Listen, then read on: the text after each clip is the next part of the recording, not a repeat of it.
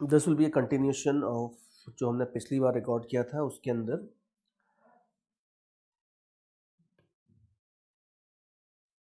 पिछली बार जो हमने रिकॉर्डिंग करी थी उसमें हमने ये जो प्रॉब्लम दिख रही है स्क्रीन के ऊपर, हमने इसका सॉल्यूशन देखा था एक मेथड से। थोड़ा सा उसी के कंटिन्यूशन में है। सबसे पहले इस प्रॉब्लम को हम एक दूसरे तरीके से भी सॉल्व करके देखने वाले हैं अभी, तो वो पहले रख के देखेंगे। Then after that I will go on to the other things. तो चलो अभी रिकॉर्डिंग शुरू करते हैं, ठीक है। Let's begin. चलो guys, before we move ahead, सबसे पहले मैं आपको थोड़ा सा ये जो भी अभी हमने प्रॉब्लम देखी थी उसको थोड़ा एक मैं ऑल्टरनेट तरीके से भी आपको सॉल्व करके दिखाता हूं। बिकॉज यू कैन सी अभी हम कंसेप्ट बना रहे हैं, तो एक एक प्रॉब्लम को अगर आप दो दो तीन तीन अलग अलग तरीके से सॉल्व करके देखते हो, तो मैं ये नहीं कह रहा कि कौन सा मेथड शॉर्टेस्ट होगा, वो तो आप देख लेना अपने हिसाब से, लेकिन अलग अलग पॉइंट्स ऑफ व्यू से देखते हो तभी कंसेप्ट बनते हैं। अब इसमें देखो, ये जैसे मैं अभी थोड़ी देर पहले बोल रहा था कि किसी भी रिजिड बॉडी को जरूरी नहीं है कि आप उसका सेंटर ऑफ मास के अबाउट रोटेशन और उसी का सेंटर ऑफ मास का ट्रांसलेशन ही देखो, किसी भी पॉइंट को लेके कर सकते हो। अब यहां पे भी मैं आपको एक ऑप्शन देता हूं कि अगर मान लो मैं इसको ऐसे देखता हूं कि ये जो बॉटम पॉइंट था, मैं इस बॉटम पॉइंट के ऊपर बैठ जाता हूं, और बॉटम पॉइंट के ऊपर अगर बैठ जाऊंगा तो मुझे ये रॉड पूरा बॉटम पॉइंट के अबाउट रोटेट करते हुए दिखेगी। मतलब मैं इसको वापस रोटेशन प्लस ट्रांसलेशन में तोड़ने वाला हूं, लेकिन मैं बॉटम पॉइंट का ट्रांसलेशन लेता हूं और बॉटम पॉइंट के अबाउट रोटेशन देखता हूं। अब आप ये देखो कि जो बॉटम पॉइंट है वो डेफिनेटली, हमें ये पता है कि क्लियरली बॉटम पॉइंट खाली हॉरिजॉन्टल डायरेक्शन में मूव कर रहा है। इसका जो भी एक्सेलरेशन है ax, मान लो सपोज ये हॉरिजॉन्टल डायरेक्शन में है, वी डोंट नो कितना एक्सेलरेशन है वो निकालना पड़ेगा अभी, लेकिन बॉटम पॉइंट का एक्सेलरेशन अगर हॉरिजॉन्टल डायरेक्शन में है लेफ्टवर्ड, तो हमें सूडो फोर्स इसके सेंटर ऑफ मास से लगाना पड़ेगा कुछ इस तरीके से। तो let me write down these things here. See, bottom point का एक्सेलरेशन अगर ax है, then the price that you have to पे for sitting on the bottom point is this, कि आपको यहां से एक हॉरिजॉन्टल सूडो फोर्स लगाना पड़ेगा max। ये लगा दोगे तो फिर बिंदास आप बॉटम पॉइंट पे बैठो, कोई प्रॉब्लम नहीं है। और अब बॉटम पॉइंट का एक्सेलरेशन कितना है वो लकीली अपन आराम से निकाल सकते हैं। देखो, यू नो वेरी वेल कि रॉड के सेंटर ऑफ मास का वर्टिकल एक्सेलरेशन है, because there are no horizontal forces, और कुछ एंगुलर एक्सेलरेशन था अल्फा। तो हमने अभी थोड़ी देर पहले डिस्कस किया ही था कि जो ये बॉटम पॉइंट होता है इसका अल्फा की वजह से जो एक्सेलरेशन होगा वो हो जाएगा L/2 अल्फा, और सेंटर ऑफ मास के एक्सेलरेशन की वजह से कुछ वर्टिकल एक्सेलरेशन भी आएगा। और इन दोनों का हमें पता है कि अल्टीमेटली इन दोनों का अगर हॉरिजॉन्टल कंपोनेंट लोगे तो आपको ax मिलेगा। तो अगर ax की वैल्यू आपको चाहिए तो आप सिंपली ऐसे देख सकते हो कि ये L∝/2 जो है, इस L∝/2 का अगर आप हॉरिजॉन्टल कंपोनेंट ले लो तो आपको ax मिल जाएगा।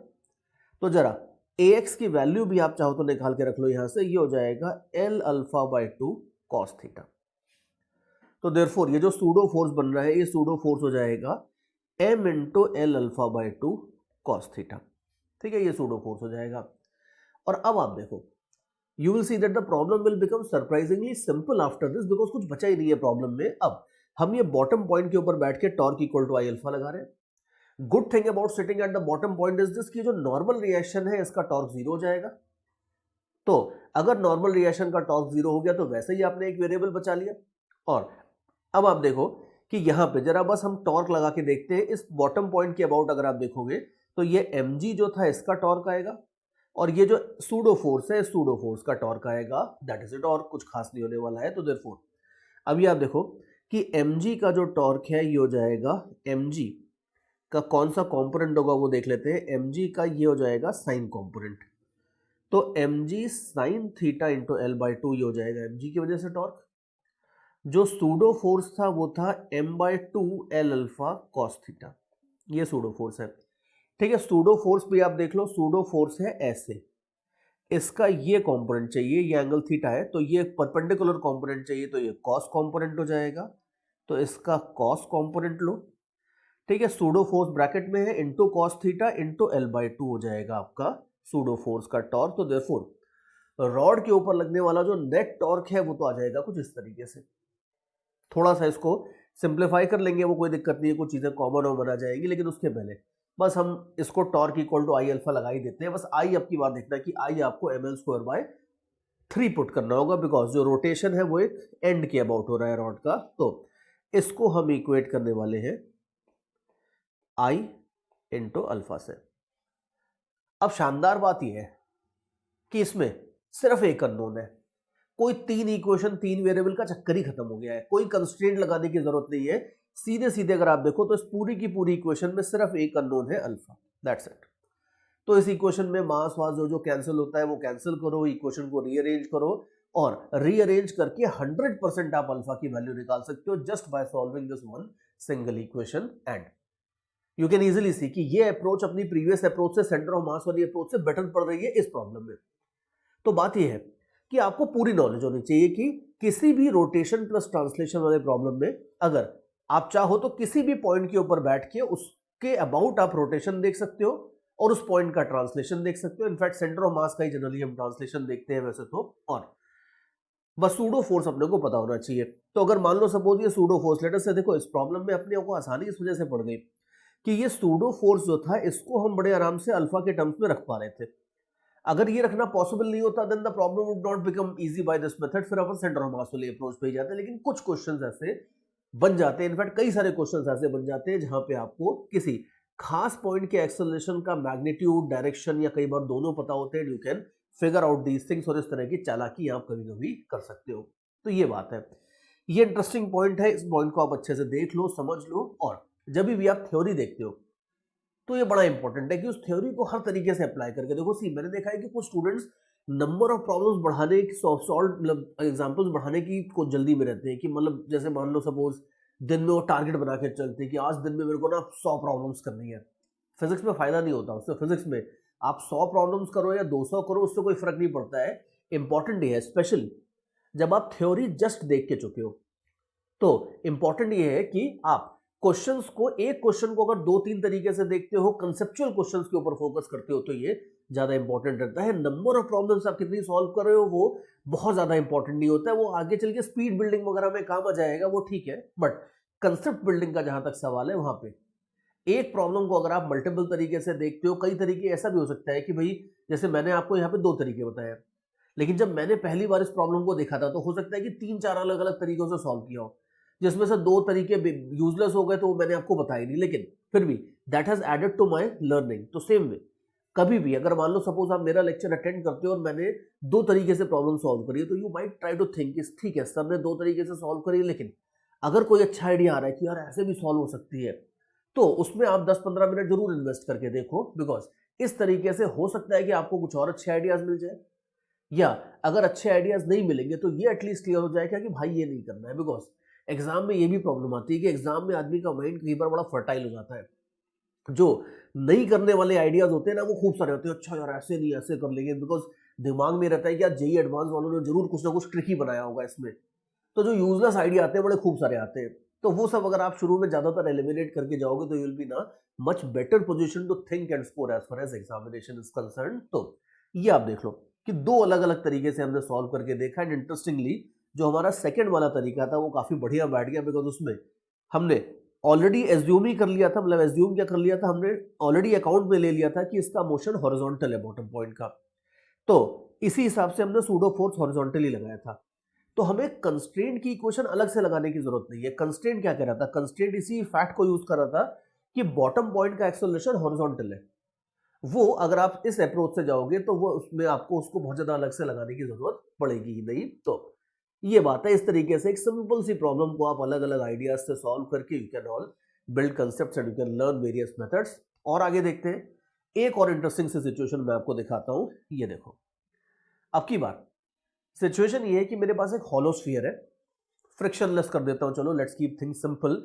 एक फ्रिक्शनलेस हॉलो स्फीयर है इस तरीके से, और उसके अंदर वर्टिकल प्लेन में मैंने एक रॉड रखी है। यू रॉड की जो लेंथ है यू कैन इजीली सी कि अगर ये बॉटम और इस वाले पॉइंट को टच कर रही है रॉड डायरेक्टली, तो अगर रॉड की लेंथ अगर आप देखोगे तो ये r√2 टाइप्स की हो जाएगी। तो r√2 लेंथ की मैंने एक रॉड रखी है और इसको इस पोजीशन से रख के मैं रिलीज करने वाला हूं। ठीक है, ऐसी पोजीशन से रख के मैं छोड़ दूंगा। तो यू कैन इजीली सी अगर जो सर्फेसेस है वो सब फ्रिक्शनलेस है, तो छोड़ने के बाद ये रॉड स्लाइड करते हुए ऐसे जाएगी, फिर वापस आएगी। इसका वैसे अगर आप देखो तो इनफाइनाइट टाइम तक मोशन चलता रहेगा, बट इनफाइनाइट टाइम तक के मोशन को तो हमें सॉल्व अभी करना नहीं है। हम तो सिंपल सी इतनी बात कर रहे हैं कि भाई मैंने रॉड को रिलीज किया, आगे जो होगा वो देखा जाएगा। आप तो बस इतना निकाल दो कि रिलीज करने के जस्ट बाद इस रॉड का एंगुलर एक्सेलरेशन कितना है, एक बात। और बाकी देख लो क्वेश्चन पढ़ के, हमें निकालना है angular acceleration of the rod. और दूसरी चीज उन्होंने बोली है कि जो दोनों एंड्स के ऊपर नॉर्मल रिएक्शंस है। अब आप देखो, यहां से नॉर्मल रिएक्शन लगाएगा सरफेस, यहां से भी नॉर्मल रिएक्शन लगाएगा, and these normal reactions there is no need to say that they will be equal. तो दूसरा पार्ट क्वेश्चन का ये है कि ये दोनों नॉर्मल रिएक्शंस अपने को निकालने हैं। और देखते हैं इस क्वेश्चन को किस तरीके से हैंडल करेंगे। सबसे पहले तो आप ये देख लो कि ये प्योर रोटेशन का क्वेश्चन है या रोटेशन विद ट्रांसलेशन का। लग तो रोटेशन विद ट्रांसलेशन ही रहा है, बिकॉज आप देख लो रॉड का सेंटर अगर आप पकड़ लेते हो तो जैसे जैसे रॉड नीचे जाएगी ये सेंटर ऐसे ऐसे मूव करेगा, और सेंटर के मूव करने के साथ साथ अगर आप देखो तो ये रॉड का एंगल भी चेंज होगा हॉरिजॉन्टल से, तो रोटेट भी करेगी। तो वैसे अगर आप देखो तो ये problem clearly rotation with translation की प्रॉब्लम लग रही है। तो हम इसमें रोटेशन विद ट्रांसलेशन के आइडियाज बिल्कुल लगा सकते हैं, सॉल्व कर सकते हैं, लेकिन there is a special reason कि मैंने ये सॉल्व एग्जांपल्स के टाइप पे ये क्वेश्चन लिया है। बिकॉज अगर आप इसे ऐसे नहीं, अगर आप इसे थोड़ा और ध्यान से देखो तो आप इसे प्योर रोटेशन की प्रॉब्लम में कन्वर्ट कर सकते हो। इनफैक्ट यू माइट से कि सर वही कर रहे हैं अपन इतनी देर से, प्योर रोटेशन में ही कन्वर्ट कर रहे हैं। लेकिन इसमें एक और इंटरेस्टिंग बात है, सी आप इसको ऐसे देखो कि मान लो सपोज ये रॉड खाली नहीं होती, इस रॉड की बजाय मेरे पास एक ट्रायंगुलर प्लेट होती है इस तरीके से। लुक केयरफुली, 1 2 3 साइड की राइट एंगल ट्रायंगल टाइप की एक प्लेट होती है, जिसका ये साइड का लेंथ r होता, ये भी r होता और ये r√2 होता। मैं फिगर में बना के आपको दिखाता हूं, that will make it clearer. मान लो सपोज मेरे पास एक राइट एंगल ट्रायंगल टाइप की एक प्लेट होती इस तरीके से, और इस प्लेट में जो पूरा का पूरा प्लेट है वो प्लेट तो मासलेस है, लेकिन खाली ये वाला जो रॉड वाला पार्ट है, ये वाले पार्ट के अंदर मैंने मास लगा दिया है, और बाकी प्लेट पूरी की पूरी है। यहाँ पे जो रेड वाला जो शेडेड रीजन है, यहाँ पे पूरी प्लेट है, बाकी पूरी की पूरी प्लेट मासलेस है, खाली मास आपका इधर रॉड वाली जगह पे है सपोज। और इस ट्रायंगुलर प्लेट को अगर मान लो मैं इस पॉइंट के ऊपर इस तरीके से इस पोजीशन में रख के छोड़ देता, तो यू कैन इजीली सी कि अब ये ट्रायंगुलर प्लेट पूरी की पूरी स्लाइड होके ऐसे आती। थोड़ी देर बाद अगर आप देखोगे तो ट्रायंगुलर प्लेट शायद कुछ ऐसे हो जाएगी इस तरीके से। ये वाला जो ग्रीन वाला एरिया शेड कर रहा हूं ये पूरा मासलेस रहेगा, मास खाली रॉड के ऊपर रहेगा, लेकिन पूरी की पूरी ट्रायंगुलर प्लेट आपकी स्लाइड होके उल्टे साइड जाएगी and it will keep on oscillating. And you can easily see कि अगर मैं ये बाकी जो एरिया दे रहा हूं पूरा रेड कलर से जिसको शेड किया है, अगर मैं इसको मासलेस रखता हूं और मास खाली रॉड की जगह के ऊपर है, तो आप देख लो कि अकेली रॉड हो या पूरी ट्रायंगुलर प्लेट हो, उससे कोई फर्क नहीं पड़ता है, दोनों प्रॉब्लम्स आइडेंटिकली होंगी। ट्रायंगुलर प्लेट रखने का फायदा ये है that it will become very easy for us to visualise कि जो ये पूरी की पूरी ट्रायंगुलर प्लेट है, ये एक तरीके से स्फीयर के सेंटर के अबाउट प्योर रोटेशन कर रही है। ट्रायंगुलर प्लेट मैंने इसलिए बोला था, ट्रायंगुलर प्लेट बनाने का फायदा ये है कि ये बिल्कुल क्लियर हो जाता है कि जो ट्रायंगुलर प्लेट है उसका ये वाला जो कॉर्नर है, ऊपर वाला जो लेफ्ट साइड वाला कॉर्नर है, ये फिक्स्ड है, और इस पॉइंट के अबाउट ये प्योर रोटेशन कर रही है 100%। इसमें कोई ट्रांसलेशन करवाने की जरूरत ही नहीं है। तो देयरफॉर कुछ प्रॉब्लम्स कभी कभी, मतलब ये बहुत एक्सेप्शनल सी सिचुएशन आ रही है, लेकिन कुछ प्रॉब्लम्स ऐसी भी होती है जहां पे रिजिड बॉडी को अगर आप थोड़ा बहुत अपने हिसाब से एक्सटेंड कर दो इस तरीके से, कुछ वियर्ड तरीके से, और तो आपको कोई ऐसा पॉइंट मिल जाता है उसी प्लेन में जो पॉइंट स्टेशनरी होता है। हम आगे चल के देखेंगे कि इस तरह का जो स्टेशनरी पॉइंट होता है इसका एक नाम भी देते हैं, इसका एक बड़ा कॉम्प्लिकेटेड सा नाम आता है आगे चल के। कई बार लोग इसको इंस्टेंटेनियस सेंटर ऑफ रोटेशन वगैरह बोल देते हैं। इसकी काफी सारी थ्योरी होती है जो अभी हम आगे चल के विद टाइम देखने वाले हैं, लेकिन ये उसी का एक छोटा सा एग्जाम्पल है, छोटा सा इंट्रोडक्शन कह सकते हो कि आइडियली ये जो पॉइंट है, let's call it O now, ये जो पॉइंट ओ है ये रॉड के ऊपर लाई नहीं कर रहा है, रिजिड बॉडी के ऊपर बिल्कुल लाई नहीं कर रहा है, कहीं और है। लेकिन अगर मैं इस रिजिड बॉडी को थोड़ा सा एक्सटेंड कर लेता हूं इस तरीके से, मासलेस एरिया वगैरह डाल के अगर मैं इसको एक्सटेंड कर लेता हूं, तो इस पॉइंट को मैं रिजिड बॉडी पे ला सकता हूं। और फिर हम ये सिंपली कह सकते हैं कि रिजिड बॉडी का अगर एक पॉइंट फिक्स्ड है, ये वाला ओ वाला पॉइंट फिक्स्ड है, और इसके अबाउट मोशन हो रहा है पूरा का पूरा, तो हम इस प्रॉब्लम को बिल्कुल प्योर रोटेशन की प्रॉब्लम बना के सॉल्व कर सकते हैं, और यही एग्जैक्टली हम करने वाले हैं। तो अब ये जो पॉइंट ओ है इसको मैं बड़े क्लियरली मार्क कर देता हूं और फ्री बॉडी डायग्राम वगैरह भी बना देता हूं। ठीक है, so let's use a different colour for the forces. ये मान लो सपोज लग रहा है अपने पास mg, दो नॉर्मल रिएक्शंस लगेंगे, let's call them n1 and n2। आप ध्यान से देखो कि अब ये प्रॉब्लम बिल्कुल प्योर रोटेशन की प्रॉब्लम बन चुकी है, जिसमें जो पूरी की पूरी ट्राइंगुलर प्लेट है उसके ऊपर ये तीन फोर्सेस हैं। Now I will not call it rod, I will call it triangular plate में भी। तो इस ट्राइंगुलर प्लेट के ऊपर तीन फोर्सेस हैं। इन तीन फोर्सेस का टॉर्क हमें लेना है पॉइंट ओ के about, and very nice thing is this कि n1 और n2 जो है इन दोनों के टॉर्क सिंपली जीरो है, इन दोनों के टॉर्क जीरो है। टॉर्क लगाएगा सिर्फ अपना mg। तो बस अब mg का टॉर्क देख लेंगे और उससे अपना काम चल जाएगा 100%। तो यू कैन सी mg का टॉर्क चाहिए तो बस mg का टॉर्क निकालने के लिए mg को ये वाले पॉइंट पे शिफ्ट कर दो। यू कैन इजीली सी कि यहां शिफ्ट कर दोगे तो ये वाला जो डिस्टेंस है, जो अभी मैं ग्रीन कलर से दिखा रहा हूं, ये डिस्टेंस हो जाएगा r/2। तो अगर आपको टॉर्क चाहिए तो टॉर्क हो जाएगा mg इंटू r/2। और मोमेंट ऑफ इनर्शिया बस थोड़ा केयरफुली निकालना पड़ेगा हमें। इस रॉड की इफेक्टिवली, ये जो रॉड है इस रॉड की मोमेंट ऑफ इनर्शिया चाहिए पॉइंट ओ के अबाउट। तो वो हम पैरेलल एक्सिस थ्योरम वगैरह से निकाल लेंगे। यू शुड सी कि पैरेलल एक्सिस थ्योरम से अगर निकालोगे तो moment of inertia of rod अगर आपको चाहिए तो ये हो जाएगी ICM। ठीक है, late me right things step by step. Parallel axis theorem बोलती है ICM प्लस mr²। ठीक है, अभी r मतलब कौन सा होगा, r मतलब होगा ये वाला डिस्टेंस, ये ग्रीन वाला डिस्टेंस। आप देखो सेंटर ऑफ मास और पॉइंट ओ के बीच का जो परपेंडिकुलर डिस्टेंस होगा, ये डिस्टेंस हो जाएगा आपका स्मॉल r। कैपिटल R तो रेडियस है स्फीयर का, ये ग्रीन वाला डिस्टेंस हो जाएगा स्मॉल r। और ये स्मॉल r अपन निकाल सकते हैं किसी ना किसी तरीके से, because you can see that problem is very symmetric.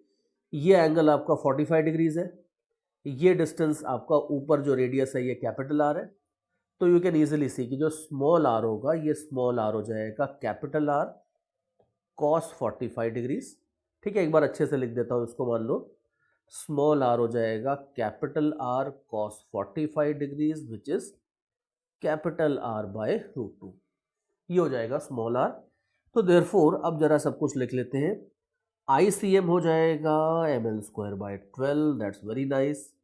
mr² हो जाएगा m इंटू कैपिटल R²/2। और इनफैक्ट आप देख लो कि इस प्रॉब्लम में L का वैल्यू भी अपने को पता ही है, L है आपका R√2। तो जरा इसको भी डाल देते हैं। L² हो जाएगा 2r। तो ये सब एडजस्ट करोगे तो it will look somewhat like this. ठीक है, सिंपल से कैलकुलेशंस है। और इस तरीके से हमें मोमेंट ऑफ इनर्शिया मिल गई है, टॉर्क भी हमें मिल गया है। अभी टॉर्क बाय आई करके हम अल्फा निकालने वाले। तो अब खाली कैलकुलेशंस are थोड़े बहुत which you can do on your own also, but let me just simple calculations and let me just finish them off. So you can see mr²/2 into 1 plus 1/3, that will be like 4/3. So ये हो जाएगा आपका mr²/3 whole thing into 2। तो ये हो जाता है आपका मोमेंट ऑफ इनर्शिया रॉड का about the centre of the sphere. Torque अपने पास है ही, मोमेंट ऑफ इनर्शिया अपने को मिल गया है, दोनों का रेशियो ले लेंगे तो हमें मिल जाएगा एंगुलर एक्सेलरेशन अल्फा। अल्फा तक तो आराम से आ जाएगा, फिर अभी देखते हैं कि n1 n2 कैसे निकालेंगे, but let me just get the value of alpha here. तो अल्फा आ जाता है mgr/2 2/3 mr²। तो ये हो जाता है 3g/4r। ठीक है, ये तो अपने पास आ जाता है अल्फा का वैल्यू, एंगुलर एक्सेलरेशन। और अब ध्यान से देखो कि बाकी हम n1 n2 भी निकालते रहेंगे, लेकिन इस प्रॉब्लम में हम एक बड़ा यूनिक सा कंसेप्ट देख रहे हैं कि कुछ ऐसे भी सिचुएशंस आते हैं जिसमें हम एक रिजिड बॉडी के कंप्लीट मोशन को, एक खास ऐसा पॉइंट ढूंढ सकते हैं जिसके अबाउट हम रिजिड बॉडी को प्योर रोटेशन करता हुआ मान लेते हैं, और उस पॉइंट के अबाउट हम आराम से torque equal to I alpha लगा देते हैं और उसमें कोई सूडो फोर्स लगाने की भी जरूरत नहीं पड़ती, बिकॉज यू कैन सी कि ये जो पॉइंट ओ है ये तो स्टेशनरी है। ये पॉइंट अगर स्टेशनरी है, इसका जीरो एक्सेलरेशन है, तो इस पॉइंट के ऊपर बैठने का हमें कोई टैक्स भी पे नहीं करना पड़ता है, कोई रेफरेंस फ्रेम चेंज नहीं कर रहे हैं।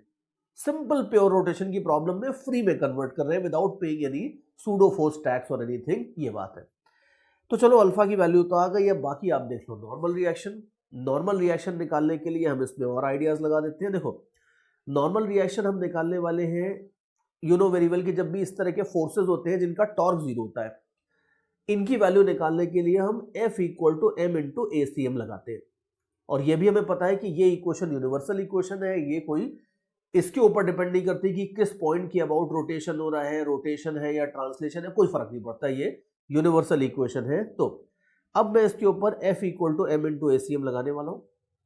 ठीक है, अल्फा को छोड़ देते हैं, बाकी सारा रफ वर्क हटा देते हैं और देखते हैं कि हम इससे N1 और N2 किस तरीके से निकालेंगे। देखो, वी ऑलरेडी नो कि रॉड का अल्फा कितना है और ये भी हमें पता है कि रॉड ये अपने पॉइंट O के अबाउट रोटेट कर रही है। तो अभी let me use green colour for calculations here. जो अंदर मैंने शेडिंग करी थी उसको भी हटा देता हूँ, इसकी कोई रिक्वायरमेंट है नहीं।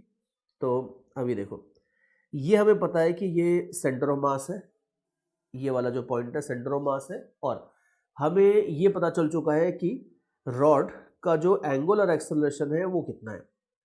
तो अभी आप देख लो कि सेंटर ऑफ मास का जो एक्सेलरेशन होगा वो हो जाएगा इस तरीके से। जो जॉइनिंग लाइन है स्मॉल आर, इसके परपेंडिकुलर होता है एक्सेलरेशन। कोई भी चीज अगर सर्कुलर मोशन करती है तो उसकी वेलोसिटी या उसका जो टेंजेंशियल एक्सेलरेशन होता है वो हमेशा आर के परपेंडिकुलर होता है। तो सेंटर ऑफ मास का जो एक्सेलरेशन होगा, जो मैं इधर दिखा रहा हूं यहाँ पे इस जगह पे, ये सेंटर ऑफ मास का जो एक्सेलरेशन होगा ये आपका टेंजेंट के डायरेक्शन में होगा, मतलब स्मॉल आर के परपेंडिकुलर डायरेक्शन में, और इसकी वैल्यू हो जाएगी small R into alpha. Small R हमें ऑलरेडी पता है, ये था r by root two, alpha है 3g बाय 4r। ठीक है, तो 3g बाय 4 रूट टू। ठीक है, ये तो एक आ जाएगा आपके पास सेंटर ऑफ मास का एक्सेलरेशन। और एक चीज देखो कि सेंटर ऑफ मास का एक्सेलरेशन ऐसे टेढ़े डायरेक्शन में है, तो सेंटर ऑफ मास के एक्सेलरेशन को आप रिजॉल्व कर लो x और y डायरेक्शन में, and you can see the framework now. आगे करने क्या वाले हम, सेंटर ऑफ मास का जो x कंपोनेंट होगा एक्सेलरेशन का वो n2 दे देगा आपको, और ay जो होगा वो अल्टीमेटली आपको n1 दे देगा। ये बेसिकली अभी हम थोड़ी देर में करने वाले हैं। तो बस इसको कर ही लेते हैं। यू कैन सी कि सेंटर ऑफ मास के एक्सेलरेशन का जो x कंपोनेंट है ये हो जाएगा ACM बाय रूट टू, और ये अगर आप देखोगे तो ये हो जाएगा 3g by 4 root two into 1 upon root two, which is like 3g by 8। ठीक है, सेम चीज आपकी ay भी हो जाएगी अल्टीमेटली, तो ay भी अल्टीमेटली सेम ही रहेगा। तो we know that centre of mass के एक्सेलरेशन का x कंपोनेंट कितना है, y कंपोनेंट कितना है। बस अब इसके बाद मैं रॉड के ऊपर F equal to M into ACM लगा देता हूं। पहली बार मैं इसको लगाऊंगा x डायरेक्शन में। आप देखो कि रॉड के ऊपर x डायरेक्शन में सिर्फ और सिर्फ एक फोर्स है, दैट इज N2। तो x डायरेक्शन में अगर आप देखते हो तो x डायरेक्शन में सिर्फ ये N2 वाला जो फोर्स है ये अपना खेल करेगा। तो x डायरेक्शन में नॉर्मल रिएक्शन या net force is equal to mass of rod into AX, and AX आपको पता है ये हो जाता है 3g बाई 8। तो देयरफॉर N2 आ जाता है आपके पास 3 by 8 mg। So that's one normal reaction. Similarly N1 आप देख लो, यू नो वेरी वेल कि y डायरेक्शन में हम F इक्वल टू ma लगा देंगे तो हमें N1 मिल जाएगा। तो वो भी कर लेते हैं, नथिंग मच हियर। तो बस y डायरेक्शन में ध्यान रखना है कि mg भी लग रहा है। तो y डायरेक्शन में एक्सेलरेशन डाउनवर्ड डायरेक्शन में है, N1 ऊपर वाले डायरेक्शन में है। तो y डायरेक्शन में बस थोड़ा सा ये ध्यान रखना कि नेट फोर्स है mg minus N1, and this is equal to 3 by 8 mg। ठीक है, राइट हैंड साइड में मैंने m इंटू ay लिखा है। तो N1 अगर आप देखोगे तो N1 आ जाएगा mg 1 minus 3 by 8 which is like 5 by 8 mg। तो ये आपके पास N1 की भी वैल्यू आ जाती है। तो प्रॉब्लम तो सॉल्व हो गई, आंसर आ गया। लेकिन इस प्रॉब्लम में जो थ्योरी है, जो आइडिया है, वो आइडिया वही है कि कुछ कुछ ऐसी प्रॉब्लम्स होती है, थोड़ी रेयर होती है इस तरह की प्रॉब्लम्स, लेकिन फिर भी कुछ इस तरह की प्रॉब्लम जरूर होती है जिसमें आप कोई ऐसा पॉइंट ढूंढ सकते हो जिस पॉइंट के अबाउट ये बॉडी प्योर रोटेशन कर रही हो, और बॉडी को थोड़ा बहुत एक्सटेंड करके या एक्सटेंड ना भी करो तो इट्स ओके, इस तरह के पॉइंट को ढूंढ के जिसके अबाउट ये बॉडी प्योर रोटेशन कर रही होती है। ऐसे पॉइंट को ढूंढ के इसके अबाउट आप torque equal to I alpha सीधे लगा सकते हो, और ये पॉइंट के अबाउट, इस पॉइंट का कोई एक्सेलरेशन तो है नहीं, स्टेशनरी पॉइंट है, तो आपको कोई सूडो फोर्स वगैरह लगाने की भी जरूरत नहीं पड़ती है। तो अभी आगे चल के देखना कि इस तरह के जो पॉइंट होते हैं इसको हम इंस्टेंटेनियस सेंटर ऑफ रोटेशन बोलेंगे, और इसका हम काफी ज्यादा यूज करने वाले हैं, कई प्रॉब्लम्स के अंदर हम इसका काफी अच्छे से यूज करने वाले हैं। सो that is how these things workout. और रॉड्स के तो हमने अभी बहुत सारे एग्जांपल्स देख लिए, और आगे चलते हैं। इसके बाद next we are going to talk about कि नेक्स्ट एग्जांपल की सीरीज के ऊपर अपन आएंगे, और उसमें हम देखेंगे कि अगर व्हील्स वगैरह मूव करते हैं तो व्हील के मोशन की थ्योरी क्या होती है, मतलब थ्योरी तो वही रहेगी, लेकिन इसके एग्जांपल्स किस तरह से बनते हैं, इसके क्वेश्चंस कैसे सॉल्व होते हैं, नेक्स्ट अपन चलेंगे इसके ऊपर। चलो भाई, रोटेशन विद ट्रांसलेशन की डायनामिक्स में now let us talk about motion of wheels. और व्हील्स अगर आप देखो, अगर आप गाड़ी सही तरीके से चला रहे हो, सडन ब्रेक्स वेक्स नहीं मार रहे हो, तो गाड़ी के जो व्हील्स हैं वो बड़े शांत तरीके से चलते हैं।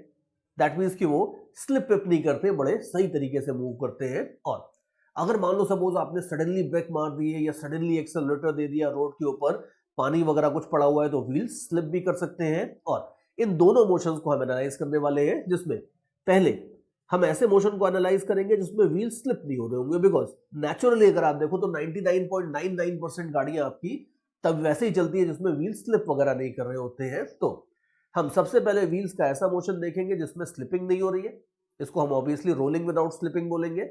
और याद करके देखो, हमने सर्कुलर मोशन में भी इसका थोड़ा बहुत आइडिया देखा था कि रोलिंग विदाउट स्लिपिंग का कोर कंसेप्ट क्या होता है, वो हमने वहां पे देखा था। अब उस जगह पे हमने कोई फोर्सेस की टॉर्क की बात नहीं करी थी, वहां तो मैंने खाली आपको इतनी चीज बताई थी कि अगर किसी सरफेस के ऊपर कोई दूसरी सरफेस मूव कर रही है विदाउट स्लिपिंग, याद करके देखो हमने कुछ ऐसी थ्योरी देखी थी कि अगर एक कोई ऑब्जेक्ट है, दूसरा कोई ऑब्जेक्ट है, और ये इस तरीके से मूव कर रहे हैं कि इनके बीच में कॉन्टैक्ट तो बना रहता है, लेकिन एक बॉडी दूसरी बॉडी पे स्लिप नहीं करती है। तो हमने देखा था कि उसकी कंडीशन, कोर कंडीशन ये होती थी कि अगर किसी इंस्टेंट के ऊपर इनके कॉन्टैक्ट पॉइंट्स की वेलोसिटी इक्वल होती थी तो हम कहते थे कि इनके बीच में स्लिपिंग नहीं हो रही है, और अगर ये वेलोसिटी अनइक्वल हो जाती थी तो हम कहते थे कि इनके बीच में स्लिपिंग हो रही है। और उसमें फर्दर हमने देखा था कि अगर मान लो व्हील है और वो स्टेशनरी ग्राउंड के ऊपर विदाउट स्लिपिंग मूव कर रहा है, तो उसके लिए हमने एक सिंपल सी कंडीशन निकाल ली थी that ACM equal to R alpha हो जाएगा या VCM equal to R omega हो जाएगा for no slipping. But core condition आपकी वही थी जिसकी मैंने अभी आपको फिगर बना के दिखाई है। तो ये सब छोटी मोटी चीज तो हमने देख ली थी वहां पे, लेकिन हमने यहाँ पे कोई फोर्स, टॉर्क, इस तरह की चीजें मिला के नहीं देखी थी। तो अब वो सारी की सारी चीजें मिलाते हैं और देखते हैं कि इसके ऊपर किस तरह की प्रॉब्लम्स बनती है। तो मोशन ऑफ व्हील्स में हम सबसे पहले बात करने वाले हैं रोलिंग विदाउट स्लिपिंग की। और एक छोटे से एग्जांपल से मैं स्टार्ट करता हूं कि मान लो सपोज मेरे पास एक व्हील है, मान लेते हैं कि ये व्हील आपका एक डिस्क के फॉर्म में, और इसका मास m है, रेडियस r है, ग्राउंड के साथ कोएफिशिएंट ऑफ फ्रिक्शन मान लो सपोज म्यू है, और अगर स्लिपिंग नहीं हो रही है तो हम मान के चलेंगे कि म्यू की वैल्यू सफिशिएंटली लार्ज है ताकि कोई स्लिपिंग विपिंग अलाउड ही नहीं है यहाँ पे। और इस व्हील को मूव करने के लिए अब मैं क्या कर रहा हूं, वो देखो, इस व्हील को मूव करने के लिए मैं एक सेंटर से एक फोर्स लगाता हूं F। तो यू कैन सी कि व्हील है, व्हील को अगर मैं सेंटर से पकड़ के खींचूंगा तो आप ये देखो, जैसे let's say that my hand is the wheel, अगर मैं इसको, यू कैन सी कि अगर इसको सेंटर से पकड़ के खींचता हूं और मान लो नीचे ग्राउंड नहीं होती, एक सेकंड के लिए ग्राउंड को हटा देते हैं, अगर मैं किसी चीज को सेंटर से पकड़ के खींचता हूं तो उसके जो ये वाले पॉइंट्स है ये भी आगे आएंगे, जो बॉटम वाले पॉइंट्स अगर आप देखोगे तो ये भी आगे आएंगे। इन अदर वर्ड्स, अगर ऐसा होता कि जैसे मैं किसी रॉड को ऊपर से पकड़ के खींचता तो ये हो सकता था कि ये वाले पॉइंट्स पीछे जाने लगे, लेकिन अगर किसी चीज को मैं सेंटर से पकड़ के खींच रहा हूं तो पूरी की पूरी चीज आगे आएगी, every molecule will come forward with the same velocity. और अगर नीचे ग्राउंड नहीं होती तो बॉटम पॉइंट इस व्हील का आगे जाता, लेकिन अगर ग्राउंड है तो ग्राउंड क्या कहेगा, ग्राउंड के मॉलिक्यूल्स कहेंगे व्हील के बॉटम पॉइंट के मॉलिक्यूल्स को, भाई तुम लोग आगे किधर जा रहे हो, उनको वो रोकने की कोशिश करेंगे। ग्राउंड जो है वो व्हील के बॉटम पॉइंट्स को रोकने के चक्कर में व्हील के ऊपर एक पीछे के डायरेक्शन में फोर्स लगाएगा, और इस फोर्स की वजह से आप देखो, अब ध्यान से देखो, if you look at the pen, इस फोर्स की वजह से ये व्हील रोटेट करेगा।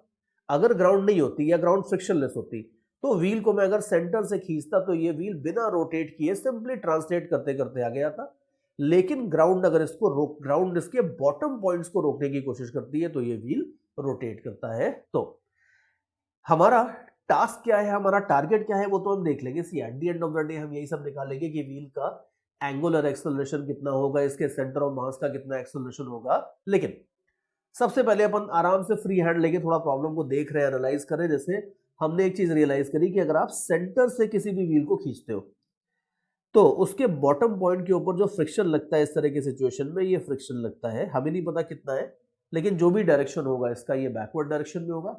और बाकी फोर्सेस तो हमें पता ही है इसके ऊपर क्या क्या लगेंगे, यू नो वेरी वेल कि इसके ऊपर mg तो लगेगा ही। mg को काउंटरैक्ट करने के लिए ग्राउंड से नॉर्मल रिएक्शन भी लगेगा, और फ्रिक्शन हम ऑलरेडी लगा चुके हैं, और एक हम अपनी तरफ से एक्सटर्नल फोर्स लगा रहे हैं F, जिसकी वजह से इसका सारा मोशन होने वाला है। तो फ्री बॉडी डायग्राम आपको चाहिए, तो मैंने फ्री बॉडी डायग्राम बना दिया इस तरीके से। और हमारा टारगेट ये है कि हम इसका अल्फा और मान लो ACM ये दोनों निकालना चाहते हैं। ये भी अपने को क्लियर है कि अगर बॉल का जो व्हील का जो मोशन है वो अगर आप देखोगे तो इसका acceleration of centre of mass forward direction में होगा। रोटेशन अगर आप देखो तो रोटेशन इसका क्लॉकवाइज हो रहा है। तो एंगुलर एक्सेलरेशन अपन डिनोट कर देते हैं अल्फा से, और ये ACM और अल्फा निकालने के लिए हम अपनी वही पुरानी स्ट्रैटेजी लगाने वाले जो अभी तक हमने डेवलप करी है कि torque equal to I alpha होता है प्योर रोटेशन के लिए इक्वेशन। तो torque equal to I alpha लगाने से पहले आप इसके ट्रांसलेशन को खत्म करो। तो अगर मान लो सपोज मैं इसके सेंटर ऑफ मास पे बैठ जाता हूं, from centre of mass reference frame, if you don't like the word reference frame, although physics में इतनी दिन से अपन चल रहे तो रेफरेंस फ्रेम वर्ड से आपकी दोस्ती हो गई होगी, बट फिर भी if you don't like reference frame, आप जाने दो उस वर्ड को, आप सिंपली ये बोल दो कि यार चींटी बन के मैं एक सेंटर ऑफ मास पे इसके बैठ गया हूं सपोज। तो मुझे क्या दिखेगा कि भाई ये सेंटर ऑफ मास स्टेशनरी है, और मुझे दिखेगा कि सेंटर ऑफ मास स्टेशनरी है, और बस सेंटर के अबाउट ये चीज घूम रही है।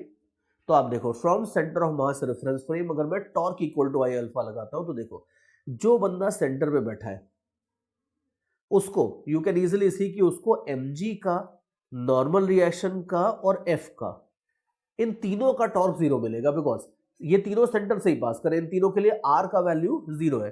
तो ये तीनों फोर्सेस नॉर्मल रिएक्शन mg और f, ये तीनों के तीनों सेंटर ऑफ मास के अबाउट कोई टॉर्क लगाएंगे नहीं। सेंटर ऑफ मास के अबाउट टॉर्क अगर आप देखोगे तो टॉर्क लगाने की जिम्मेदारी खाली किसकी होगी, f की। तो ये जो f है ये टॉर्क लगाएगा। तो टॉर्क अबाउट अगर आप सेंटर ऑफ मास चाहिए तो ये हो जाएगा frictional force multiplied by r। ठीक है, ये टॉर्क हो गया, सिर्फ एक टॉर्क है, चार में से फोर्सेस में से सिर्फ एक फोर्स टॉर्क लगा रहा है। Moment of inertia centre of mass के अबाउट चाहिए तो डिस्क है ये अपनी mr²/2 हो जाएगा। तो देयरफॉर अगर torque equal to I alpha लगाते हो तो ये हो गया टॉर्क, ये हो गया आई, और ये हो गया अल्फा। ठीक है, एक आर आर काट दोगे तो F equal to mr/2 alpha. Call this equation as equation 1। Torque equal to I alpha तो हमने लगा दिया, लेकिन आप देख लो कि सिर्फ इस चीज से काम अपना नहीं चलेगा, बिकॉज एक इक्वेशन है और इसमें अनफॉर्चुनेटली दो अननोन्स है। तो दैट मीन्स अपने को एक इक्वेशन की रिक्वायरमेंट एटलीस्ट कहीं से और होगी, तो देखते हैं। And you know very well कि उसके लिए हम F equal to m into ACM लगाने वाले हैं। और इस इक्वेशन में कुछ भी नहीं सोचना होता है, रोटेशन, ट्रांसलेशन, सेंटर ऑफ मास, ये वो कुछ भी नहीं सोचना है। आप सिंपली ये देख लो कि इसके ऊपर x डायरेक्शन में जो नेट फोर्स है डिस्क के ऊपर या व्हील के ऊपर, ये कितना है, एक अपना F है, और दूसरा अगर आप देखोगे तो फ्रिक्शन है। x डायरेक्शन में there is no other force, तो therefore F equal to m into ACM लगाओगे तो हो जाएगा this is force and this is the thing, ये इक्वेशन आ जाएगी। ठीक है, F equal to m into ACM लगा दिया इस तरीके से। लेकिन अब यहां तो यार और गड़बड़ हो गई, बिकॉज दो वेरिएबल थे, इस वजह से हमने एक इक्वेशन लगाई, ढूंढी थी और, बट उसमें अनफॉर्चुनेटली ACM नाम का एक और वेरिएबल आ गया है। लेकिन हमें पता है कि ACM कोई नया वेरिएबल नहीं होता है, ये तो अपना पुराना दोस्त है। नो स्लिपिंग हो ही रही है, और इस तरह के सिंपल नो स्लिपिंग वाले क्वेश्चंस में तो हमें पता ही है कि ACM बॉटम पॉइंट का एक्सेलरेशन आपको जीरो करना है, बिकॉज बॉटम पॉइंट ग्राउंड के ऊपर है, ग्राउंड अगर कहीं नहीं जा रही है तो बॉटम पॉइंट भी कहीं नहीं जा रहा है। तो बॉटम पॉइंट का एक्सेलरेशन जीरो करोगे, और इसका मतलब है कि ACM minus are alpha equal to zero, in other words ACM equal to r alpha. ये आपकी थर्ड इक्वेशन हो जाती है। And you can easily see कि now we have 1 2 3 equations and 1 2 3 variables, तो 3 इक्वेशन 3 वेरिएबल हम सर्टेनली सॉल्व कर सकते हैं, आंसर निकाल सकते हैं। और यहाँ पे वैसे तो जनरली इक्वेशंस और खासकर अगर सिंपल इक्वेशंस है तो वो मैं आपके लिए छोड़ देता हूँ और आप आराम से सॉल्व करते हो उसको वीडियो पॉज करके, लेकिन यहाँ पे हमें आंसर से मतलब है। बिकॉज देखो इस क्वेश्चन को अभी तो मैंने एक तरीके से सॉल्व किया है, लेकिन इसको बड़ी जल्दी मैं इसको एक और बहुत डिफरेंट तरीके से सॉल्व करने वाला हूं जिससे the solution will become much easier. लेकिन उसके पहले हमें आंसर निकाल के रखना होगा ताकि अपन दूसरे तरीके से भी जो आंसर निकालेंगे एटलीस्ट उसको मैच कर सके। तो अभी देखो जरा आंसर एक बार निकाल लेते हैं। हमारे पास ये तीनों इक्वेशंस हैं, इन तीनों को कर लेते हैं सॉल्व। तो यू विल सी 1 और 2 को तो ऐड कर दो तो फ्रिक्शन कैंसिल हो जाएगा, तो capital F is equal to mr/2 alpha plus m into ACM, और ACM की जगह रख दो आप r अल्फा। तो you can easily see 3/2 mr alpha is equal to F, और अब आप देख लो अल्फा की वैल्यू हो जाएगी 2F/3 mr। ये बात है। तो इस तरीके से अगर आप देख लो तो इस तरीके से आपको अल्फा की वैल्यू मिल जाएगी। इस अल्फा की वैल्यू को रख लेते हैं because as I was saying कि हम इसे एक दूसरे तरीके से भी प्रॉब्लम को सॉल्व करने वाले हैं और उससे सॉल्व करके देखेंगे अपने को अल्टीमेटली सेम ही अल्फा आना चाहिए। तो हमारा पहला अप्रोच तो स्टैंडर्ड अप्रोच था कि सेंटर ऑफ मास का ट्रांसलेशन और सेंटर ऑफ मास के अबाउट रोटेशन अगर आप देख लोगे तो आपका प्रॉब्लम बिल्कुल सॉल्व हो जाएगा। अब हम एक और तरीके से इसको सॉल्व करते हैं। देखो मान लो सपोज अब इसमें हम सेंटर ऑफ मास के ऊपर बैठ के इस प्रॉब्लम को प्योर रोटेशन की बनाने की बजाय हम व्हील के बॉटम पॉइंट पे बैठ जाते हैं। आप ध्यान से देखो कि व्हील के बॉटम पॉइंट के ऊपर बैठने से अपने को काफी फायदा होने वाला है। So let me just create some space here for rough work. लेकिन यहाँ पे हमारा प्लान ये है, आप भी थोड़ा सा सोच लो बिफोर आई स्टार्ट स्पीकिंग, कि व्हील के बॉटम पॉइंट पे बैठने से हमें अल्टीमेटली क्या फायदा होगा वो अपने को सोचना है। तो अभी देखो अल्फा को मैंने साइड में रख लिया है, व्हील के बॉटम पॉइंट पे मैं इसलिए बैठ रहा हूँ बिकॉज हमें ये पता है कि व्हील के बॉटम पॉइंट का स्लिपिंग नहीं हो रहा है, और अगर स्लिपिंग नहीं हो रहा है तो हमें ये पता है कि इसका ये आर अल्फा और ACM मिला दोगे अगर ये इक्वल है। इन अदर वर्ड्स व्हील के बॉटम पॉइंट का हॉरिजॉन्टल डायरेक्शन में एटलीस्ट अगर आप देखोगे तो एक्सेलरेशन 0 है। सी रिमेंबर हम जिस पॉइंट पे बैठते हैं उस पॉइंट का जितना एक्सेलरेशन होता है उसके अकॉर्डिंग हम सूडो फोर्स लगाते हैं। तो अगर कोई ऐसा पॉइंट ढूंढ लिया जाए जिसका एक्सेलरेशन 0 हो या जिसकी वैल्यू नोन हो तो हमारा फायदा जबरदस्त हो जाता है, फ्री में प्रॉब्लम कन्वर्ट हो जाती है प्योर रोटेशन में। यहां पे आप देखना कि व्हील का जो बॉटम पॉइंट है उसका हॉरिजॉन्टल डायरेक्शन में तो पक्की बात है कि एक्सेलरेशन 0 है बिकॉज ऑफ नो स्लिपिंग। लेकिन आप ये भी देखो कि व्हील हो सकता है कि कुछ एंगुलर स्पीड से रोटेट कर रहा हो। प्रॉब्लम में हमें एंगुलर स्पीड दी नहीं थी लेकिन कुछ ना कुछ एंगुलर स्पीड तो हो सकती है। तो व्हील की अगर एंगुलर स्पीड ओमेगा है तो आप याद करो कोई भी चीज अगर सर्कुलर मोशन करती है तो उसके किसी भी पॉइंट के दो एक्सेलरेशंस होते हैं, मतलब एक्सेलरेशन एक ही होता है बट हम उसके दो पार्ट्स कर लेते हैं, एक टेंजेंशियल और दूसरा सेंट्रिपिटल। अब हॉरिजॉन्टल डायरेक्शन में अगर एक्सेलरेशन 0 है तो इसका मतलब है कि टेंजेंशियल एक्सेलरेशन 0 है, बट ये किसी बुक में नहीं लिखा कि टेंजेंशियल एक्सेलरेशन 0 होगा तो एक्सेलरेशन ही नहीं होगा। सेंट्रिपिटल तो हो सकता है ना, दूसरा भाई तो है अभी। तो देयरफॉर सेंट्रिपिटल एक्सेलरेशन इसका डेफिनेटली हो सकता है which might be a cause of concern, but अभी देखेंगे कि उस समय कोई प्रॉब्लम होगी नहीं। तो हम ये बोल सकते हैं कि अगर हमें रोलिंग विदाउट स्लिपिंग दी है तो बॉटम पॉइंट का अगर कुछ एक्सेलरेशन होगा भी तो वो at the most centripetal acceleration होगा which will be acting towards centre. तो अगर मैं ये थोड़ा सा रफ वर्क वगैरह हटा देता हूँ, यहाँ से पूरा फिगर थोड़ी सी क्लियर कर लेते हैं अगर मान लो सपोज, तो यू विल सी कि जो बॉटम पॉइंट है इस बॉटम पॉइंट का आप देखो, अल्फा भी बैठा दिया मैंने, अल्फा तो चाहिए अपने को। ओके, तो बॉटम पॉइंट का हमें अगर ये पता है कि कुछ ना कुछ सेंट्रिपिटल एक्सेलरेशन है, तो अब आप देखो हम फोर्स लगा रहे थे इस तरीके से, ये अपना एक्सटर्नल फोर्स था। अगर हम बॉटम पॉइंट के रेफरेंस फ्रेम में बैठ जाते हैं तो the price that we need to pay is this, कि हमें इस व्हील के ऊपर एक सूडो फोर्स लगाना होगा m इंटू सेंट्रिपिटल एक्सेलरेशन, और इसके साथ साथ जो रियल फोर्सेस थे, नॉर्मल रिएक्शन, mg और फ्रिक्शन वो तो लगते ही रहेंगे, ये आपके फोर्सेस लगते रहेंगे।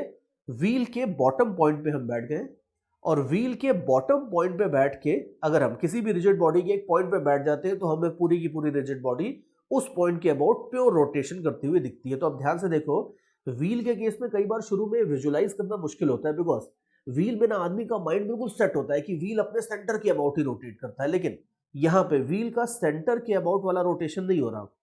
अगर आप बॉटम पॉइंट पे बैठ गए हो तो व्हील का ऐसा रोटेशन हो रहा है, लुक केयरफुली, इस तरीके से। बॉटम पॉइंट के अबाउट अगर आप देखोगे तो व्हील का हर मॉलिक्यूल रोटेट कर रहा है इस तरीके से।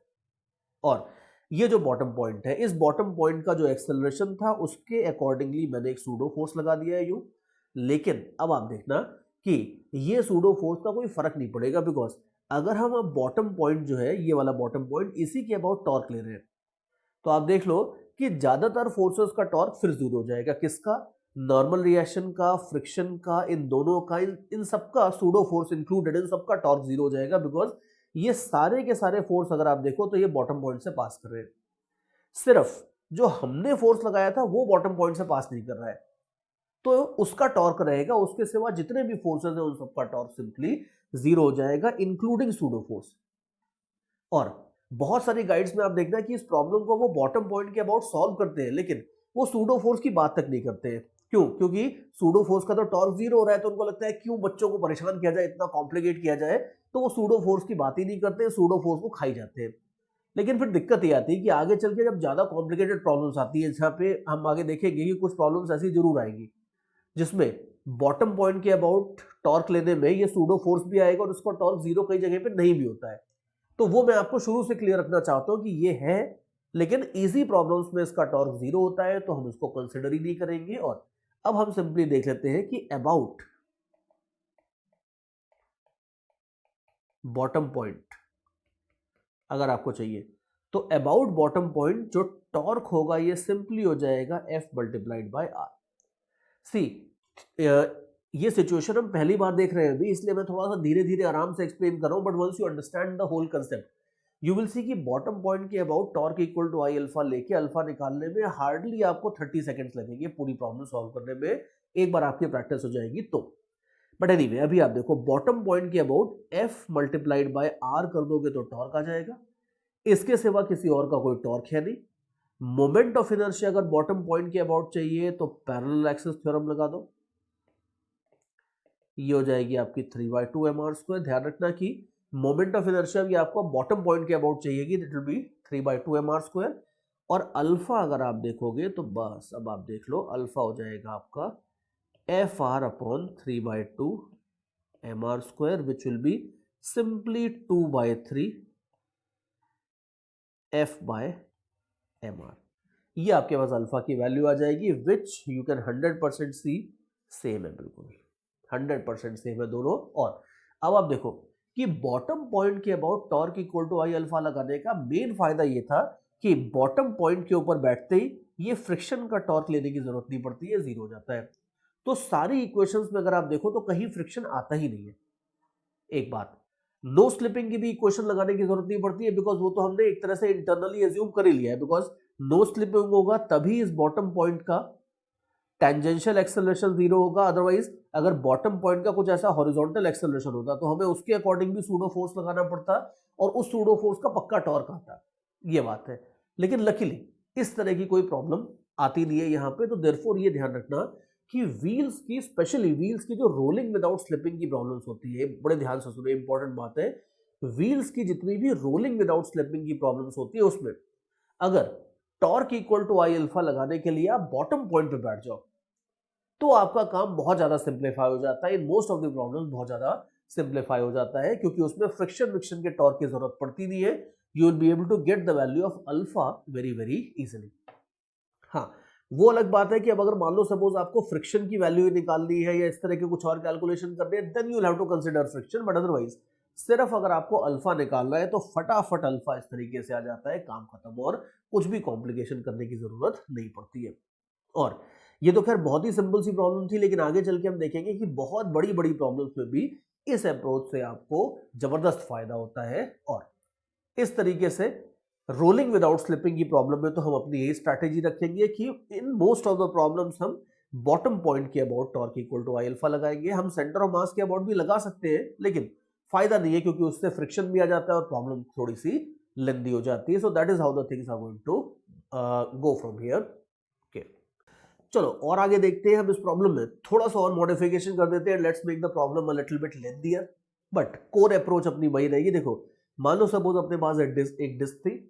अब इस डिस्क के ऊपर मैं एक थ्रेड कई बार लपेट देता हूं और इस थ्रेड को खोल के इधर से निकालता हूं, मान लो मैं, और यहां से निकालने के बाद इसके अंदर एक आइडियल पुली लगा देता हूं। ये पुली ध्यान से देखो, कहीं ऊपर से कनेक्टेड है। ये छोटी वाली जो पुली है ये आइडियल है, और यहां से मैं इसके अंदर एक ब्लॉक लगा देता हूं। यू मासेस वगैरह दे देता हूं, मान लो इसका मास m है, रेडियस r है, ये ब्लॉक का भी मास m दे देता हूं। एंड जैसा हम एज्यूम कर चुके हैं that there is no slipping at the bottom point. ये सिचुएशन है। पिछली बार तो मैंने क्या किया था कि पिछली बार ये जो व्हील था, इस व्हील के सेंटर से मैं अपने साइड से फोर्स लगा के इसको मूव कर रहा था। मैंने कहा यार छोड़ो, इसको मूव करना है, फ्री में मूव करेंगे। अब की बार इसको मैं इस मास की मदद से आगे रोल करवाने वाला हूं। क्यों? तो यू कैन इजिली सी, ये ग्रेविटी इसको नीचे खींचेगी, ये थ्रेड को खींचेगा, थ्रेड पुली को खींचेगा, और पुली नहीं सॉरी व्हील को खींचेगा, और व्हील ऐसे रोल करते हुए कुछ आगे आएगा। ये सिचुएशन है। और क्वेश्चन बड़ा स्ट्रेट फॉरवर्ड है। क्वेश्चन में हमारा टारगेट खाली इतना है कि हमें ये निकालना है कि रिलीज करने के बाद ये जो अपना ब्लॉक है, इस ब्लॉक का कितना एक्सेलरेशन होगा, ये अपने को निकालना है। लेट अस से ये अपना टारगेट है। अब देखो, इस प्रॉब्लम को हम किस तरीके से अप्रोच करेंगे। अगर इसे कुछ कन्वेंशनल तरीकों से अप्रोच करो तो ये प्रॉब्लम थोड़ी लेंदी हो जाती है। मतलब बहुत लेंदी नहीं होगी, लेकिन थोड़ी लेंदी हो जाती है। लेकिन अगर हम इसमें अपने वो आइडियाज लगाए अभी कि बॉटम पॉइंट के अबाउट प्योर रोटेशन वगैरह करके अगर देखेंगे, तो अभी देखना the problem is going to be quite bit simplified. तो क्या करने वाले हैं, देखो, मान लेते हैं एक सेकंड के लिए कि ये जो व्हील है, ये व्हील का रोटेशन हम देखते हैं बॉटम पॉइंट के अबाउट। तो अब आप देखो कि बॉटम पॉइंट के अबाउट अगर हम मान लेते हैं, देखते हैं इसका मोशन, और इसके एंगुलर एक्सेलरेशन को बोल देते हैं लेट अस से अल्फा।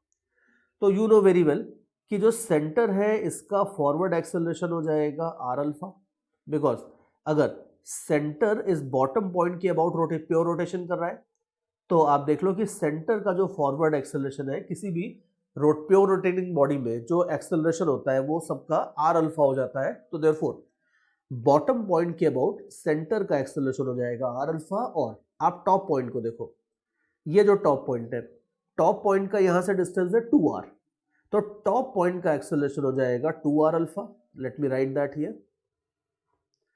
और टॉप पॉइंट थ्रेड से कनेक्टेड है, तो जो थ्रेड भी होगा, थ्रेड के अंदर अगर आप एक मॉलिक्यूल ले लेते हो तो इसका भी एक्सेलरेशन होगा 2r अल्फा, और वही अल्टीमेटली m से भी कनेक्टेड है। तो आप ये बोल सकते हो कि ये जो a है ब्लॉक का, ये हो जाएगा आपका 2r अल्फा। तो नोट केयरफुली कि आपको ऐसा सब करने की जरूरत नहीं पड़ी कि आप इसका एक्सेलरेशन a1 मानो, इसका a2 मानो, इसको अल्फा मानो, और 3-3 4-4 वेरिएबल लेके इक्वेशंस बनाओ। कोई जरूरत नहीं है। शुरू से ही अगर आप वेरिएबल्स को थोड़ा केयरफुली मार्क करो तो यू कैन इजीली सी कि एक ही वेरिएबल में सारा का सारा काम हो जाएगा। अल्फा के टर्म्स में ये आपने सारे के सारे एक्सेलरेशंस और एंगुलर एक्सेलरेशंस लिख दिए। और इसके बाद दूसरी चीज अपन मान लेते हैं, सपोज कि ये जो थ्रेड है, इस थ्रेड के अंदर टेंशन है मान लो T। तो अब आप देखो, इक्वेशंस लिखने वाला हूं मैं, and equations are going to be quite simple. सबसे पहले हम जरा व्हील को ये अटैक करते हैं। व्हील के ऊपर मैं torque equal to I alpha लगाऊंगा, लेकिन बॉटम पॉइंट के अबाउट। तो व्हील के लिए अगर आप देख लो कि अगर आप टॉर्क की बात करते हो तो tension is the pulling force. इसके सिवा व्हील के ऊपर फोर्सेस और भी लग रहे हैं, मानता हूं बिल्कुल, mg लग रहा है, नॉर्मल लग रहा है, कुछ बॉटम पॉइंट से फ्रिक्शन भी लगेगा, लेकिन ये सारे के सारे फोर्सेस आप देख लो, इन सबका बॉटम पॉइंट के अबाउट टॉर्क जीरो होगा। व्हील के लिए बॉटम पॉइंट के अबाउट टॉर्क खाली टेंशन फोर्स का आएगा। तो therefore tension multiplied by 2r, ये हो जाता है torque. This is equal to 3/2mr² into alpha. Wheel का मैंने मोमेंट ऑफ इनर्शिया भी डायरेक्टली बॉटम पॉइंट के अबाउट लिया है। तो therefore if you just adjust these things a little bit, you will have 3/4mr alpha equal to t। Wheel के ऊपर torque equal to I alpha लगा के तो ये इक्वेशन बन जाएगी। इसी तरीके से ब्लॉक को देख लो। देखो, पार्टिकल्स के लिए तो हमें पता ही कि कुछ करना ही नहीं होता। पार्टिकल्स के लिए सिंपली अपने को F इक्वल टू ma लगाना होता है। तो ये ब्लॉक के लिए आप देख लो, नीचे लगेगा mg, ऊपर लगेगा t, and this should be equal to ma, and you know that a is equal to 2r alpha. तो ब्लॉक के लिए अगर आप देखोगे तो ये इक्वेशन हो जाएगी, एंड दोनों इक्वेशंस को ऐड कर दोगे तो टेंशन एलिमिनेट हो जाएगा। यू कैन इजीली सी कि ज्यादा कुछ करना ही नहीं है, अगर इनको ऐड कर दोगे तो टेंशन कट जाएगा, and you will have mg equal to mr alpha 3/4 plus 2, which will be like 11/4 mr alpha, and this is equal to mg. You can easily see कि आपको अल्फा की वैल्यू मिल गई है। Alpha आपके पास आ जाएगा 4g/11r, and हमें अगर दूसरे वाले ब्लॉक का एक्सेलरेशन चाहिए तो that acceleration is 2r alpha. तो देयरफॉर ये 2r अल्फा जो है एक्सेलरेशन, ये आपके पास आ जाएगा 8g/11। तो देयरफॉर इस सिस्टम को रिलीज करने के बाद अगर आप देखोगे तो this block is going to come down with an acceleration of 8g/11। Wheel rotate करेगा, उसका अल्फा वल्फा जो जो चाहिए वो सारी चीजें हमने यहाँ पे निकाल ली है। अब आप देखो कि इस अप्रोच की खास बात ये है कि इसमें यहां से बॉटम पॉइंट से लगने वाले फ्रिक्शन की कोई बात ही नहीं उठती है, ये फ्रिक्शन आता ही नहीं है। बिकॉज अगर हम सेंटर ऑफ मास के अबाउट टॉर्क लेते हैं, ध्यान से सुनना, सेंटर ऑफ मास के अबाउट टॉर्क लोगे तो ये बॉटम पॉइंट से जो फ्रिक्शन है, ये फ्रिक्शन का टॉर्क बनेगा, और जैसे ये फ्रिक्शन इक्वेशंस में आ जाएगा, एक वेरिएबल बढ़ जाएगा, फिर उसको एलिमिनेट करने के लिए आपको इक्वेशंस और बनानी पड़ेंगी, और आपको इस डिस्क के ऊपर भी F equal to m into ACM लगाना पड़ेगा डिस्क के ऊपर। याद करो कि रिजिड बॉडी के ऊपर हम torque equal to I alpha भी लगा सकते हैं और F equal to m into ACM भी लगाते हैं, दोनों लगाते हैं। और पार्टिकल्स अगर होते हैं या ब्लॉक्स होते हैं तो उनके ऊपर हम खाली F इक्वल टू ma लगा देते हैं। और यहां पे इस अप्रोच का फायदा ये है कि फ्रिक्शन गेम में ही नहीं आता है, एक वेरिएबल कम हो जाता है, इक्वेशंस आपकी सिंप्लीफाई हो जाती है। लेकिन हाँ, वो अलग बात है कि अगर आपको फ्रिक्शन की वैल्यू ही निकालने को बोली है तो वो अभी हम देख लेंगे कि उसमें हमें F इक्वल टू ma लगाना पड़ेगा। बट बहुत सारे क्वेश्चंस में वो आपको सिंपली अल्फा निकालने को बोलते हैं या ये इस तरह का a निकालने को बोलेंगे। तो अगर ये सब बोला है तो आप इस तरीके से सॉल्व करो, आपकी प्रॉब्लम बड़े आराम से सॉल्व हो जाएगी। हाँ, एक जरूर बात है इसमें कि अगर मान लो सपोज अब इसमें ही थोड़ा सा मैं आगे चलता हूं, इसमें अगर आपको मान लो ये बोला है कि इसमें फ्रिक्शन की वैल्यू भी निकालो, ये बॉटम पॉइंट से ग्राउंड इस व्हील के ऊपर कितना फ्रिक्शन लगा रहा है ये निकालना है। तो चलो ये भी निकाल के देख लेते हैं। ये मैं जानबूझ के आपसे भी आपको निकाल के दिखा रहा हूं because this is going to be very interesting. खासकर अभी देखना लास्ट में सब कुछ करने के बाद इस फ्रिक्शन का बॉटम पॉइंट से जो फ्रिक्शन लगेगा इसका डायरेक्शन बड़ा इंटरेस्टिंग आने वाला है। Let me show you, let me calculate this things and show you. देखो हमने अल्फा वगैरह तो निकाल ही लिया है, जरा एक काम करते हैं, अल्फा की वैल्यू डाल के टेंशन भी निकाल लेते हैं बिकॉज हमें टेंशन की रिक्वायरमेंट होगी यहाँ पे। तो देयरफॉर यू कैन सी कि ये टेंशन है, टेंशन की वैल्यू निकाल लेते हैं 3/4 mr अल्फा, एंड अल्फा अपना था 4g/11r। ठीक है, तो यू कैन इजीली सी कि टेंशन आ जाता है आपका 3g/11। ठीक है, तो एक टेंशन तो निकाल के अपन रख ही लेते हैं ना। देखते हैं कि आगे क्या करना होगा। आगे देखो कोई ऐसी खास बात तो है नहीं, हमें पता ही है कि F equal to m into ACM तो यूनिवर्सल इक्वेशन होती है। बस आप देख लो कि डिस्क के ऊपर हॉरिजॉन्टल फोर्सेस कौन कौन से लग रहे हैं। एक हॉरिजॉन्टल फोर्स लग रहा है टेंशन का, दूसरा हॉरिजॉन्टल फोर्स आप मान लो फ्रिक्शन का। फ्रिक्शन का भी हमें डायरेक्शन नहीं पता है, but that's kind of common sense कि डिस्क अगर आगे जा रही है तो फ्रिक्शन पीछे लगेगा, तो फ्रिक्शन का डायरेक्शन तो हम ऐसे मार्क कर देते हैं। टेंशन आपका फॉरवर्ड डायरेक्शन में है। इसके सिवा आप ध्यान से देखो कि डिस्क के ऊपर और कोई हॉरिजॉन्टल फोर्स नहीं लग रहा है। भाई हम कोई अपने साइड से तो पुल कर नहीं रहे अब की बार, तो इसके सिवा डिस्क के ऊपर और कोई हॉरिजॉन्टल फोर्स तो है नहीं। तो देयरफॉर अब आप देख लो कि डिस्क के ऊपर अगर खाली ये दो हॉरिजॉन्टल फोर्सेस हैं, then I can definitely say that tension minus friction ये है net force, and net force should be equal to mass into acceleration of centre of mass. ठीक है, अभी आप देख लो टेंशन की वैल्यू मैं रख देता हूं 3g/11, एक m और आना चाहिए था यहाँ पे तो m भी लगा देते हैं। Tension minus f is equal to m into ACM, ACM है आपका 8g/11।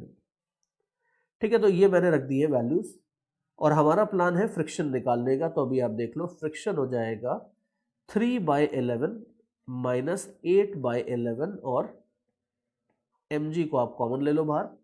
अब इंटरेस्टिंग बात ये है, बहुत इंटरेस्टिंग बात है, आप ध्यान से देखो कि ये फ्रिक्शन की वैल्यू नेगेटिव आ रही है, ठीक है, ये आ रही है -5 mg/11 and you know very well कि फ्रिक्शन इस तरह की सिचुएशन में अगर कोई फोर्स का डायरेक्शन आप एज्यूम करते हो और वो नेगेटिव आ जाता है तो इसका मतलब ये है कि रियलिटी में अगर आप देखो तो फ्रिक्शन का मैग्नीट्यूड होगा 5/11 mg और डायरेक्शन अगर आप देखोगे तो बैकवर्ड नहीं होगा, फ्रिक्शन का डायरेक्शन सरप्राइजिंगली फॉरवर्ड होगा, ये बात है। फ्रिक्शन का डायरेक्शन अगर आप देखोगे तो सरप्राइजिंगली फ्रिक्शन का डायरेक्शन फॉरवर्ड आएगा और वैल्यू इतनी आ जाएगी which is going to look like common sense in next 2 or 3 minutes। लेकिन पहली बार जनरली इस रिजल्ट को देख के बड़ा शॉक लगता है कि यार ये क्या हो गया सर, इसीलिए लोग बोलते हैं कि रोटेशन टफ होगा, बिकॉज हमने तो आज तक देखा था कि फ्रिक्शन क्या होता है, कोई चीज आगे जाती है तो फ्रिक्शन पीछे लगता है, लेकिन यहां तो यार सिचुएशन ही बदल गई, चीज आगे जा रही है और फ्रिक्शन भी आगे लग रहा है, तो ऐसा कैसे हो गया?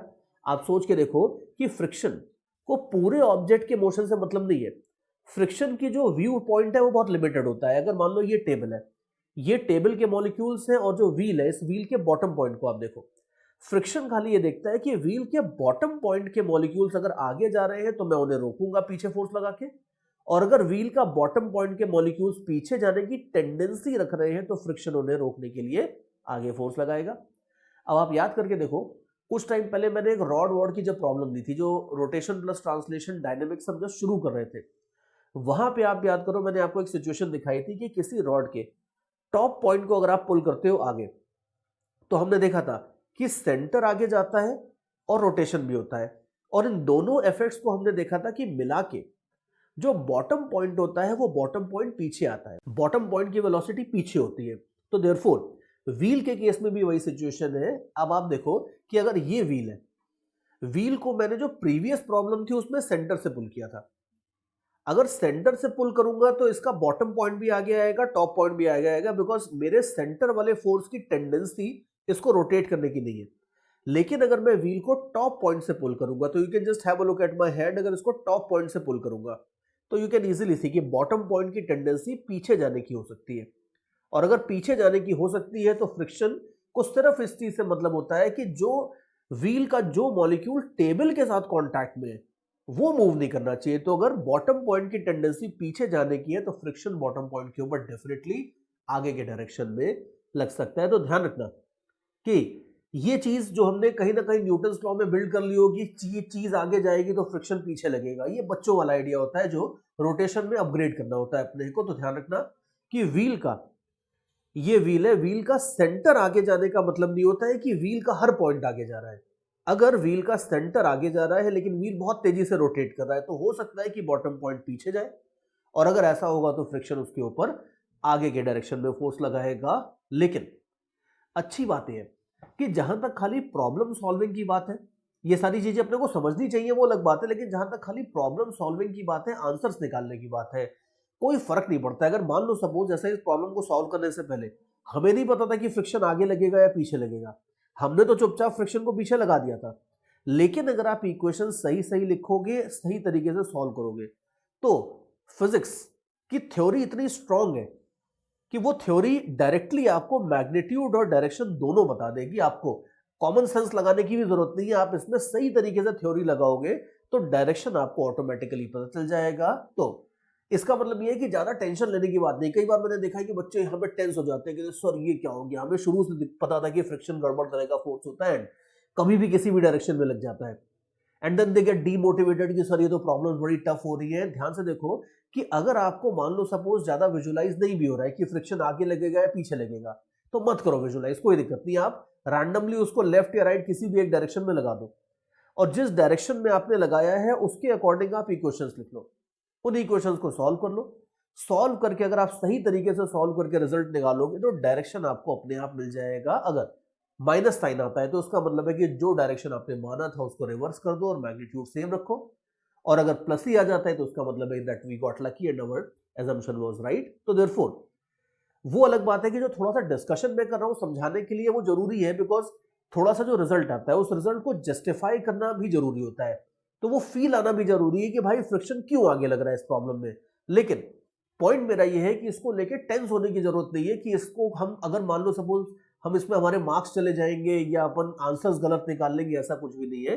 नो स्लिपिंग की जितनी प्रॉब्लम्स होती है इनमें फ्रिक्शन का डायरेक्शन अगर आप विजुलाइज नहीं कर पा रहे हो तो कोई फर्क नहीं पड़ता, आप लेफ्ट राइट कहीं भी लगा दो, अपने आप घूम फिर के आंसर आपको साइन के साथ सही आंसर आपके पास 100% आ जाएगा। और आगे चलते हैं। अभी जो फ्रिक्शन का लेफ्ट राइट वाला डायरेक्शन आ गया है, मतलब कभी लेफ्ट लग रहा है कभी राइट लग रहा है, इसके ऊपर मैं एक आध एग्जांपल थोड़ा सा और लेता हूं, इसको थोड़ा सा और जरा क्लैरिफाई करके दिखाता हूं। इसमें कुछ इंटरेस्टिंग चीजें भी अभी आने वाली है। देखो जैसे मान लो अभी आप देखो मैंने दो एग्जांपल्स लिए व्हील के। पहली बार मैंने फोर्स सेंटर से लगाया था, उस केस में हमने देखा था कि फ्रिक्शन एक्चुअली पीछे लग रहा था। दूसरी बार मैंने फोर्स टॉप पॉइंट से लगाया था, मतलब टेंशन था, मैंने नहीं लगाया था लेकिन टेंशन ने फोर्स लगाया था टॉप पॉइंट से, उस केस में हमने देखा था कि फ्रिक्शन अनफॉर्चुनेटली आगे लग रहा था।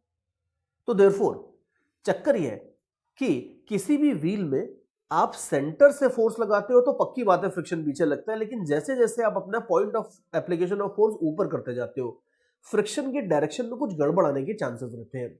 तो मैं एक आध एग्जांपल इसमें आपको और लेके दिखाता हूं। सी मान लो सपोज मेरे पास वही व्हील है। अब की बार मैं एक काम करता हूं कि इस व्हील के ऊपर मैं एक फोर्स तो लगाऊंगा, हॉरिजॉन्टल फोर्स ही लगाऊंगा अभी, लेकिन ये फोर्स ना टॉप से लगाऊंगा ना सेंटर से लगाऊंगा, बीच से कहीं से लगाता हूं। मान लो ये जो फोर्स है ये फोर्स मैं यहां से r/2 की हाइट पे लगाता हूं इस तरीके से।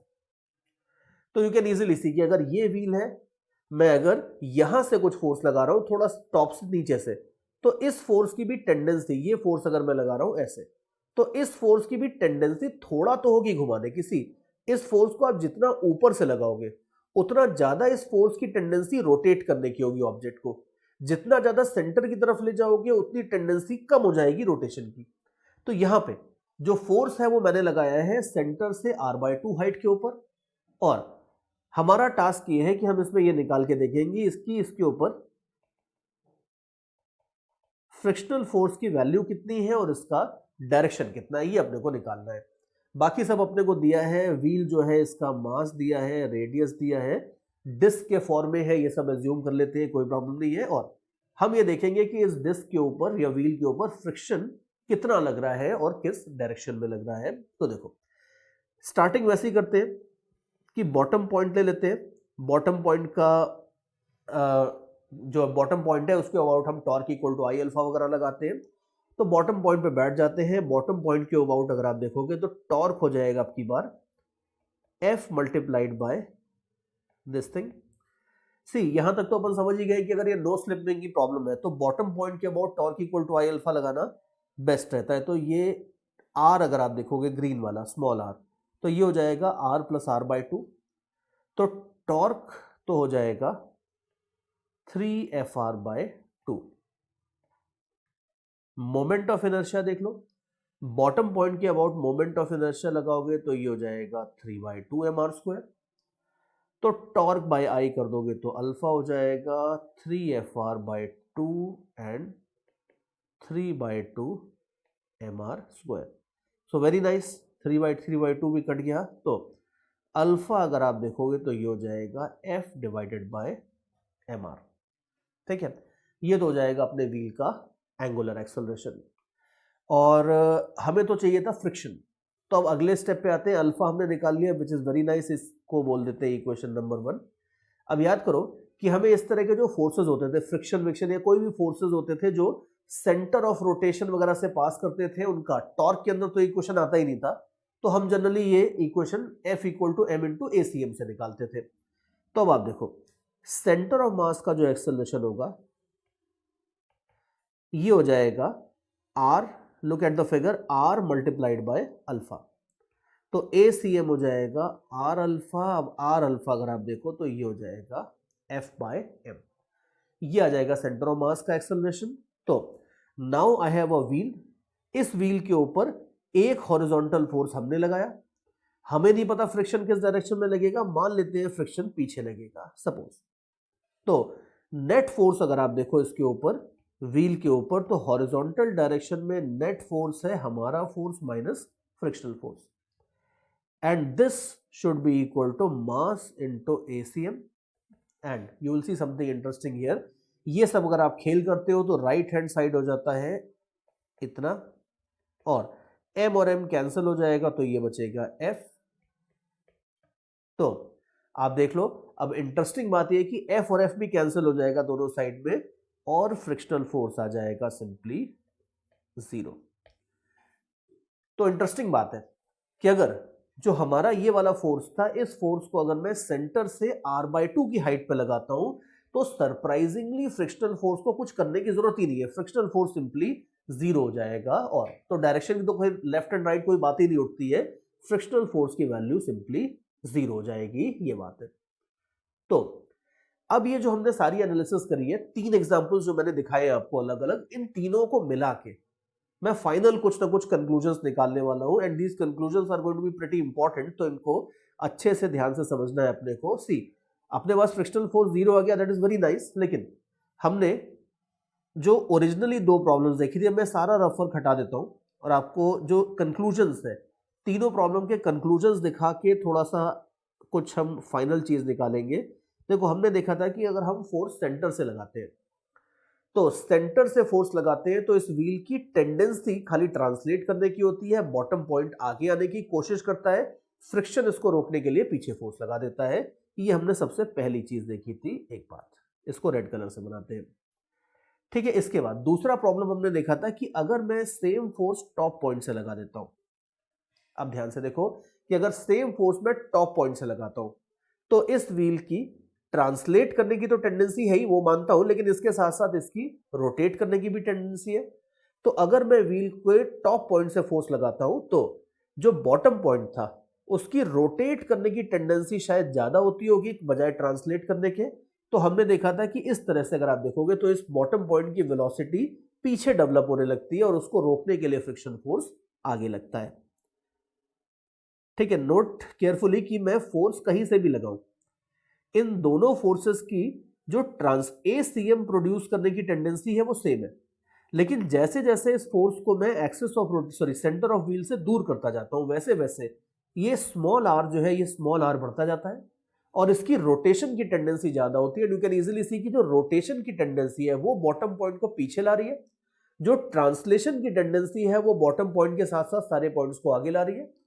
जब रोटेशन की टेंडेंसी डोमिनेट करती है तो बॉटम पॉइंट की टेंडेंसी पीछे जाने की होती है, तब फ्रिक्शन आगे लग जाता है। और इन दोनों के मैंने अगर बीच का एक केस लिया था, let me denoted by let's say blue colour, इन दोनों के बीच का जो केस लिया था मैंने, वो अब देखो कि अगर मैं एग्जैक्टली इन दोनों के मिड पॉइंट पे चला जाता हूं तो यू कैन इजीली सी कि इन तीनों फोर्सेस की ट्रांसलेशन की टेंडेंसी सेम है, लेकिन अगर मैं ग्रीन की बजाय ब्लू वाला फोर्स लगाता हूं तो उसके लिए ये स्मॉल r की वैल्यू कम हो जाती है। स्मॉल r की वैल्यू अगर कम हो जाती है तो इसके रोटेशन की टेंडेंसी कम होगी। अब आप देख लो कि रोटेशन की टेंडेंसी और ट्रांसलेशन की टेंडेंसी अगर अपने आप ही बैलेंस आउट कर जाती है, लकीली अगर अपने आप ही बैलेंस आउट कर जाती है तो फ्रिक्शन को कुछ करने की जरूरत है ही नहीं। अगर मान लो ऐसा हो जाता है कि फ्रिक्शन अगर हटा दो उसके बाद भी अगर ACM minus r alpha bottom point के लिए अगर अपने आप ही 0 हो जाता है तो फ्रिक्शन कहेगा कि ठीक है, फिर मेरे को बीच में कुछ भी करने की कोई जरूरत नहीं है। भाई, जज को तो तब आना पड़ता है ना जब दोनों पार्टीज के बीच में डिस्प्यूट हो।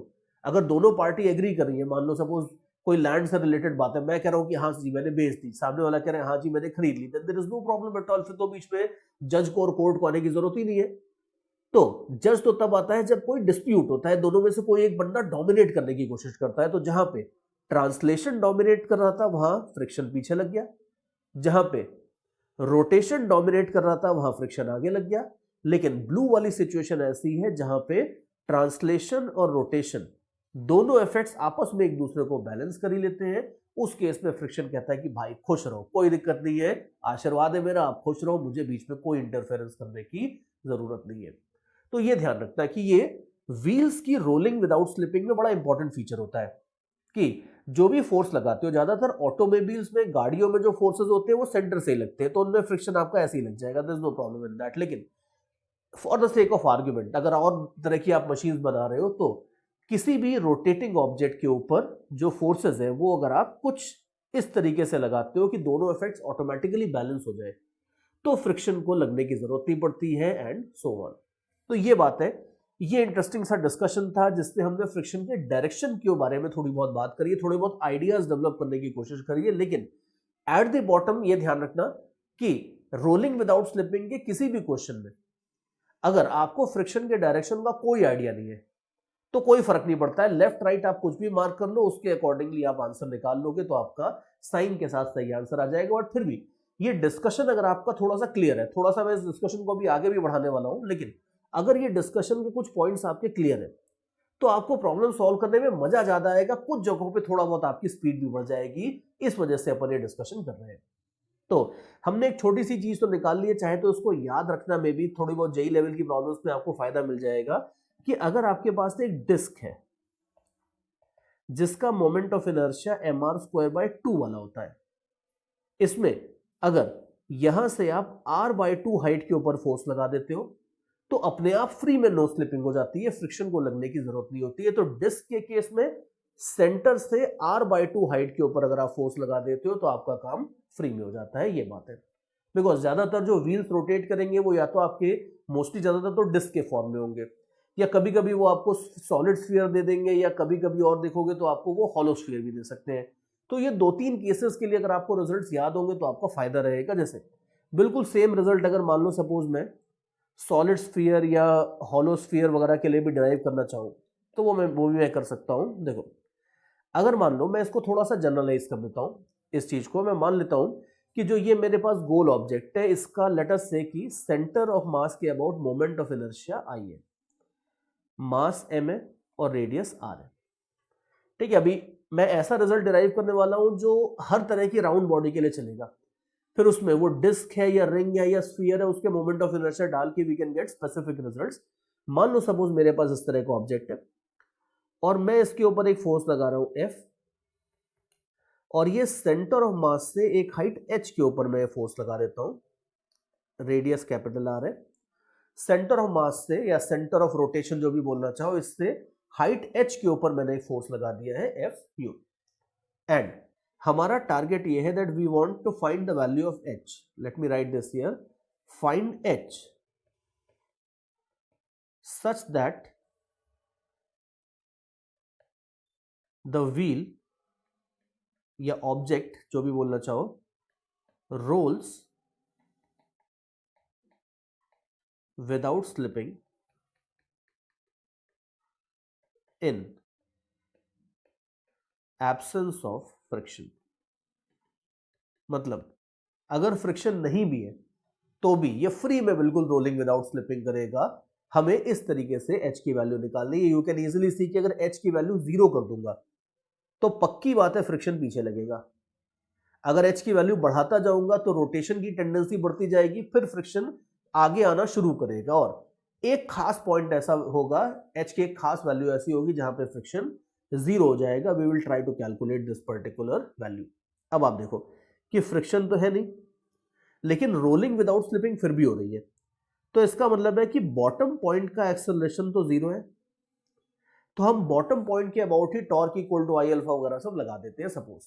या चलो अब की बार वो भी करने की जरूरत नहीं है, बिकॉज अगर फ्रिक्शन है ही नहीं तो कोई फर्क नहीं पड़ता है, आप किसी भी पॉइंट के अबाउट देख लो, फ्रिक्शन है ही नहीं तो उसका टॉर्क भी नहीं आएगा। तो एक काम करते हैं कि अब की बार सेंटर ऑफ मास के ऊपर ही बैठ जाते हैं, सपोज सेंटर ऑफ मास के अबाउट हम torque equal to I alpha लगा देते हैं लेट अस से। तो सेंटर ऑफ मास के अबाउट आप देख लो, खाली हमारा जो फोर्स कैपिटल F था उसका टॉर्क रहेगा F into H, and this would be equal to I alpha. तो अल्फा आ जाएगा आपका FH अपॉन आई। ठीक है, एक चीज तो ये आ गई। और दूसरा आप ACM देख लो, सेंटर ऑफ मास का एक्सेलरेशन आप देख लो, सेंटर ऑफ मास के एक्सेलरेशन में हमारा फोर्स है F and this will be equal to M into ACM। तो सेंटर ऑफ मास का acceleration, since there is no friction, centre of mass का एक्सेलरेशन आ जाएगा इतना।